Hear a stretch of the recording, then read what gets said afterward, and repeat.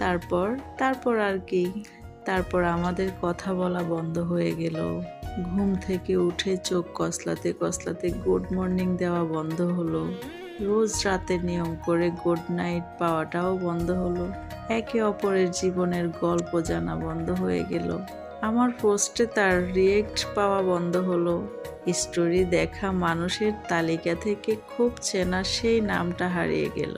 মেসেঞ্জারে যে নামটা সব সময় উপরের দিকেই থাকতো, সেটার অস্তিত্বই যেন হারিয়ে গেল মেসেঞ্জার নামক স্মৃতির বাক্স থেকে। আমরা আবারও অচেনা হয়ে গেলাম, যেমনটা ছিলাম আরো খানিকটা আগে। তবুও এই অচেনার মাঝে কিছু তফাৎ কেন যেন রয়ে গেল, যে তফাৎটুকুর নাম স্মৃতি।